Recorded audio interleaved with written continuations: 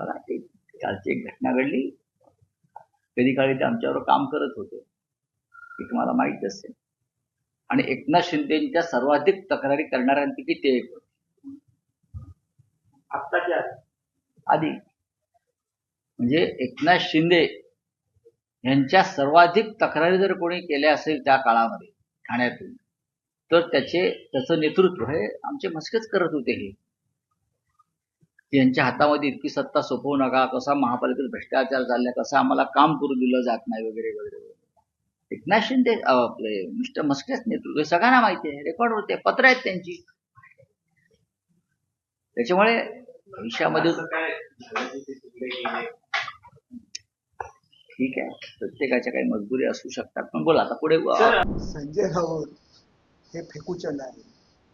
त्यांनी आतापर्यंत काही किती वेळा वेगवेगळे गौप्यस्फोट केलेले आहेत. कसं आहे की नरेश मस्के प्रत्येक वेळी आपल्याला उत्तर देतो. भोंगा वगैरे शब्दांची निर्मिती ही नरेश मस्केने केलेली आहे. त्यामुळे माझ्यावरचा राग त्यांचा समजू शकतो मी, परंतु अख्ख्या शिवसेनेला माहिती आहे ज्या दिवशी राज्यसभेचं त्यांना पुन्हा एकदा तिकीट लवकर डिक्लेअर करत नव्हते, त्यावेळी उद्धव ठाकरे सोडा रश्मी वहिनींच्या संदर्भात संजय राऊत किती शिव्या घालत होते हे अख्ख्या शिवसेनेला माहित आहे. त्यांचं नाव डिक्लेअर करण्याकरता उशीर लावला. उद्धव ठाकरे यांना मुख्यमंत्री केलं आणि स्वतःच्या भावाला मंत्रीपद दिलं नाही. आणि उद्धव ठाकरे मंत्रालयात जात नाहीत, त्यावेळी शिवसेनेतल्या आमदारांना पवईच्या हॉटेलमध्ये मीटिंग घ्यायला लावली आणि उद्धव ठाकरेंना विरोध करा आणि माझं नाव मुख्यमंत्री पदासाठी घ्या याकरता कोण कुभांड रचत होतं हे अख्ख्या शिवसेनेला माहित आहे. आणि संजय राऊत साहेब एकनाथ शिंदे सोबत जाणारा महाराष्ट्रातील पहिला जिल्हा प्रमुख हा नरेश मस्के आहे.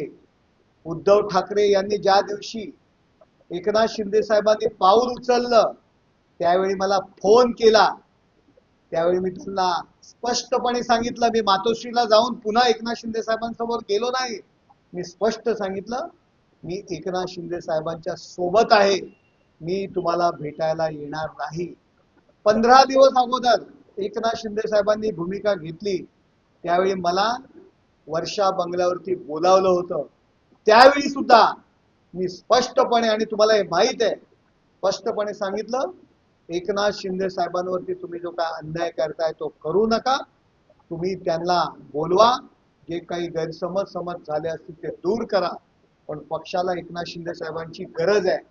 आणि राऊतसाहेब अयोध्या दौरा होता, त्यावेळी तुम्ही स्पष्टपणे एकनाथ शिंदे साहेबांच्या समक्ष मला सांगितलं की नरेश, विधान परिषदेकरता तुझं नाव आहे, परंतु उद्धव ठाकरे ज्यावेळी हमशा पाडवी यांना तुम्ही विधान परिषदेचं तिकीट दिलं, अयोध्येच्या राम जन्मभूमीच्या भूमीत तुम्ही जर मानत असेल तर तुम्ही त्याची शपथ घेऊन सांगा. परंतु उद्धव ठाकरे म्हणतात की एकनाथ शिंदे यांनी जर भूमिका घेतली, ते जर बाजूला गेले तर नरेश मस्के सुद्धा त्यांच्या सोबत जाईल.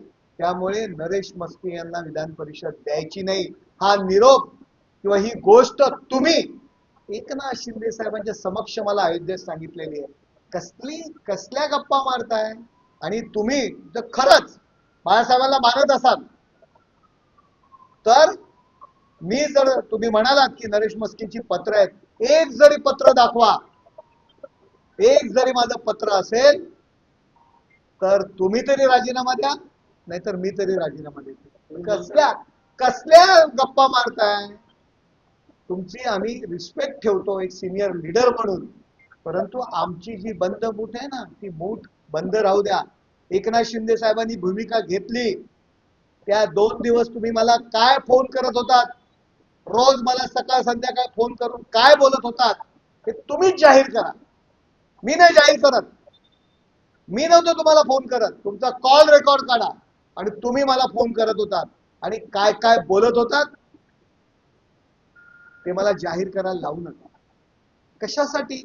नरेश मस्केवरती तुम्ही कितीही टीका करा, 50-50 माणसं ठेवा सोशल मीडियाचंही नरेश मस्के टीका करण्याकरता, परत नरेश मस्केने जी भूमिका घेतलेली आहे एकनाथ शिंदे साहेबांच्या सोबत ते आहे आणि कायम राहणार, हे लक्षात ठेवा. विचारा, कित्येक खासदारांना विचारा, त्यांचं नाव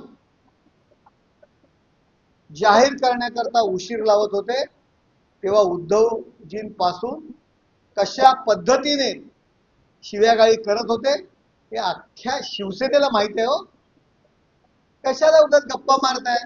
आम्ही आपला रिस्पेक्ट ठेवतो, आम्हाला बोलायला लावू नका.